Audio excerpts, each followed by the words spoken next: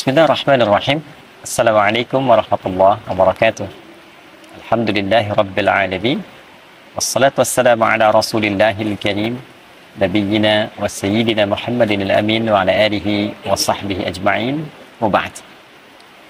Saudara-saudariku, berjumpa kembali dalam kajian Aku Suka. Ayo kultum sejenak untuk berbuka. Semoga sampai detik ini kita senantiasa dinaungi oleh rahmat Allah Subhanahu wa taala yang menjadikan kita semakin bergembira dan semangat menunaikan ibadah puasa Ramadan sekaligus mengisi setiap waktunya dengan meningkatkan berbagai macam amal soleh yang mampu kita optimalkan. Di atas semua itu, semoga Allah Subhanahu wa taala berkenan menerima seluruh rangkaian ibadah yang kita tunaikan setidaknya sampai detik ini.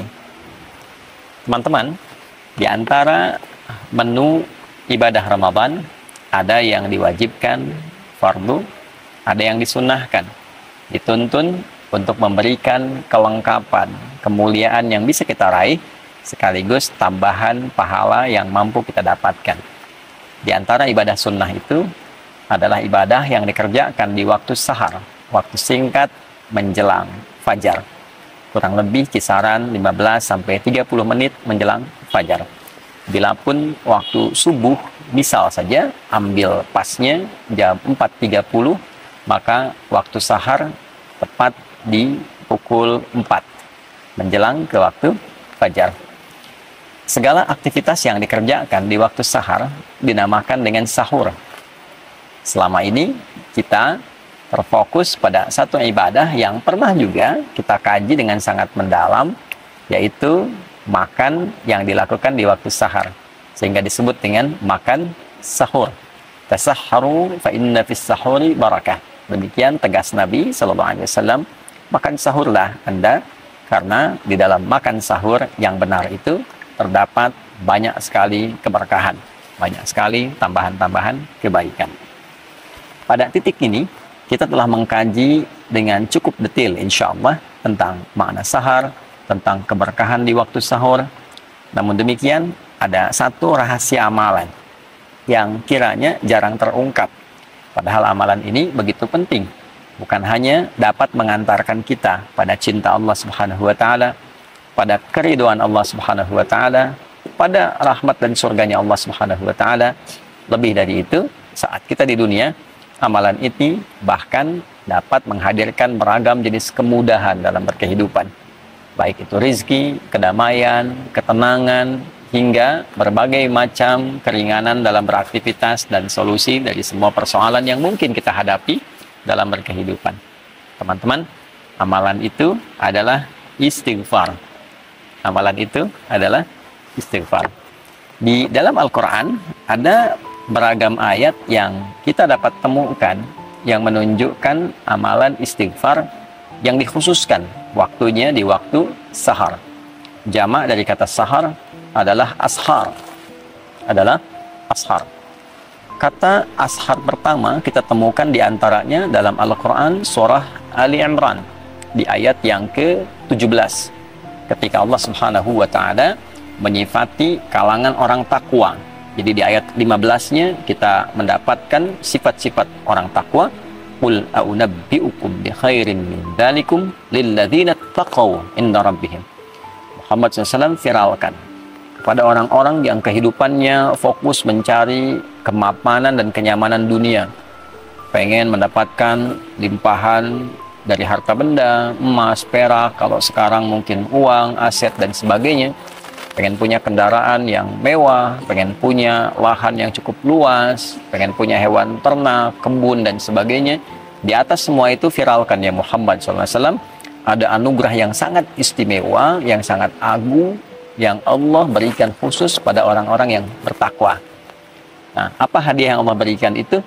Ya, ada jannah berupa surga yang dihiasi dengan keindahan yang sangat sempurna, pasangan-pasangan yang sangat serasi, dan yang paling tinggi adalah keridhaan Allah Subhanahu wa taala. Kalau Allah sudah ridho, semua akses dibuka, langit dan bumi dibuka. Ya, untuk siapa orang-orang itu? Ya, diantaranya adalah orang-orang yang disifati oleh Allah Subhanahu wa taala dengan kata ibad, yang ibadahnya sangat luar biasa, yang pendekatan kepada Allahnya luar biasa. Dan di ayat ke-16 disebutkan komitmen orang ini sampai berkata, mereka memohon kepada Allah ampunan yang pertama kali. Alladzina yaquluna rabbana innana amanna faghfir lana dzunubana. Ya Allah, kami berikrar bahwa kami beriman kepadamu, maka dengan iman ini mohon ampuni dosa-dosa kami. Ya, ampuni dosa-dosa kami. Jadi yang didahulukan oleh Allah ternyata amalannya adalah permohonan ampunan. Nah, ketika mereka ingin mempraktekkan itu, di ayat ke-17-nya disifatilah dan digabungkan sifat ini dengan 4 amalan utama. As-sabirina, as-sadiqina, wal-qanitina, wal-munfiqina. 4. Yang kelima, wal-mustaghfirina bil ashar. Jadi ternyata ketika mereka ingin memohon ampunan pada Allah Subhanahu wa taala, yang paling utama waktunya diletakkan oleh Allah Subhanahu wa taala di waktu sahar, waktu singkat menjelang sahur. Wal mustaghfirina bil ashar. Ada orang-orang takwa yang diantara agenda berkehidupan mereka, mereka khususkan waktu sahar itu sebagiannya untuk khusus memohon ampunan Allah Subhanahu wa taala. Mereka khusus untuk istighfar di dalamnya. Ya, bukankah puasa melatih kita untuk dapat meningkatkan takwa? Bukankah puasa mengajak kita untuk menjadi pribadi yang lebih bertakwa? Nah, di antara menu takwa itu salah satunya adalah memperbanyak istighfar. Di antara waktu istighfar yang paling baik itu adalah di waktu sahar. Orang yang memperbanyak istighfar di waktu sahar, maka oleh Allah disejajarkan dan diberikan ia satu kesamaan. Bisa ditafsirkan juga, bisa mendapatkan limpahan karunia yang setara. Satu, dengan orang sabar. Artinya orang yang rajin istighfar juga saat bersamaan akan cenderung memiliki kesabaran yang luar biasa. Yang kedua, dengan qanitin. Pertama sabirin, kedua qanitin. Orang yang ibadahnya itu khusyuk. Orang yang rajin istighfar, orang yang menggerakkan istighfar dalam hidupnya, itu semakin menggerakkan kekhusyuan dalam ibadahnya. Jadi ada irisan antara kekhusyuan dengan istighfar. Semakin rajin istighfar, semakin dekat dengan Allah, semakin khusyuk ibadah. Kemudian juga lebih daripada itu, wassadiqin, orang-orang yang membenarkan risalah yang Allah tetapkan, yang Nabi ajarkan, di saat yang bersamaan dia mengamalkannya. Nah, itu shadiqin namanya. Dia yakin ketika Allah berfirman, misalnya, ya, waqimus sholat, tunaikan sholat. Dia yakin sholat itu ada kebaikan, kebenaran, saat yang bersamaan dia kerjakan juga. Karena ada orang yang paham Islam itu benar, Islam itu bagus, tapi tidak mau berislam. Ya. Ada orang yang paham sholat itu benar kok, mendekatkan diri pada Allah, tapi nggak sholat. Nah, ini tidak masuk dalam kategori shadiqin. Shadiqin itu yang membenarkan sekaligus mengamalkan. Kemudian setelah itu munfiqin, ya, yang gemar berinfak, gemar berinfak. Karena itu ada korelasi antara istighfar dengan peningkatan harta benda. Dan peningkatan harta benda yang diawali dengan istighfar nanti arahnya ibadah. Bukan mewah, bukan saya punya harta untuk membangun dunia, bukan. Ya, dunia itu akan ikut, tapi kemewahan yang didapatkan itu untuk mengisi ruang-ruang akhirat yang telah Allah siapkan untuk kita. Itulah sebabnya kalau kita ngaji di Quran surah Nuh misalnya ayat 10, ya, maka kita dapatkan faqultu astaghfiru rabbakum innahu kana ghaffara. Ya, Nabi Nuh mengatakan, saya menyampaikan pada umatku, kalian banyakin istighfar. Kalau sudah banyak istighfar, Allah punya sifat memberikan ampunan bagi hamba yang senang istighfar. Sifatnya disebut Ghaffar. Kalau Allah sudah berikan ampunan, apa yang terjadi? Yursilis samaa'a 'alaikum bidrara wa yumdidkum bi amwalin wa banina. Ya. Jadi Allah akan kirimkan, curahkan banyak rahmat. Yang kering, tandus, hujan dikirimkan supaya gembur kembali. Jadi kalau ada yang tandus, yang kering, tidak berkembang, nah salah satu amalan zikirnya dalam Quran tuh banyak istighfar. Tobat semua penduduk, minta ampun sama Allah, nanti Allah turunkan hujan. Ya, makanya di antara istisqa itu kan ada kaitan dengan istighfar. Kemudian wa yumdidkum bi amwal wa banin, harta oleh Allah dilimpahkan, keturunan oleh Allah disejahterakan. Karena kalau sudah istighfarnya bagus, dekat dengan Allah, dinilai pandai mengelola kehidupan. Harta dititipkan berapapun banyaknya pasti benar. Digunakan ibadah, gunakan infak, ya. Nah, makanya kalau ada orang diuji oleh Allah, ingat itu ujian loh, dihisab, ya. Diuji dengan kekayaan, nah, itu bukan untuk menaikkan dan mengupdate status secara sosial. Bukan kebanggaan dulu yang dibawa, kaya nih, bisa mengatur ini, itu. Tidak. Sama saja dengan titipan ilmu, titipan tenaga, kedudukan. Itu modal untuk ibadah, instrumen ibadah. Kalau dengan ditambah belum dekat, ditambah belum bisa ibadah, nanti mesti hati-hati, ya. Nanti bisa berganti menjadi istidraj, itu bahaya. Ya, penambahan harta yang tidak mampu mendekatkan diri kepada Allah. Jadi istighfar itu kalau benar dikerjakan memudahkan datangnya rezeki. Ya, mensejahterakan keluarga, wa anhar, punya aset yang baik-baik. Nah, maksudnya apa? Kalau sudah bisa itu kembali ke Ali Imran tadi, wal munfiqin, dia bisa infak dengan itu. Ya. Jadi istighfar yang kita kerjakan ternyata mendekatkan kita pada rahmat Allah, ampunan Allah, mendapatkan kemewahan hidup di dunia, mendamaikan suasana hati. Dan dikerjakannya kapan? Ya, bil ashar, di waktu-waktu sahar. Kalau kita dapatkan itu di Quran surah ke-51 misalnya, ayat 18. Itu kan rangkaian dari 15 ke 18. 15-nya menunjuk amalan orang takwa. Innal muttaqina fi jannatin wa 'uyun, akhidhina ma atahum rabbuhum, ya innahum kanu qabla dzalika muhsinin. Kanu qalila minal laili ma yahja'un sampai 17. 18-nya wabil asharihum yastaghfirun. Sungguh kata Allah, ada orang takwa yang saat ke akhirat itu nanti tempatnya dia berada di taman surga yang indah sekali. Ya, mereka itu orang-orang ihsan saat di dunia. Ihsan itu menjadikan semua kegiatan sebagai ibadah. Di hadis Muslim nomor hadis ke-8, anta'budallaha ka'annaka tarah, fa illam takun tarahu fa innahu yarah. Engkau menjadikan semua kegiatan sebagai ibadah karena Allah. Makannya ibadah, minumnya ibadah, kan? Kemudian juga bekerjanya sebagai ibadah. Jadi hukum Allah dijaga karena ibadah. Ya, kalau kerja nggak korupsi, nggak nyogok, kalau kuliah ujian nggak nyontek, gitu kan? Perbaiki diri dengan baik. Nah, apa cirinya orang ini? Ternyata yang pertama, kanu qalilan minal laili ma yahja'un. Mereka itu satu berlatih dengan banyak tahajud. Ya. Nah, puasa melatih kita malamnya bangun kan? Tarawih itu kan latihan dasar untuk bisa tahajud malamnya. Lalu dari malam itu ke tahajud, selesai tiba sahar, setelah itu kan tiba fajar. Nah, di sahar wabil asharihum yastaghfirun.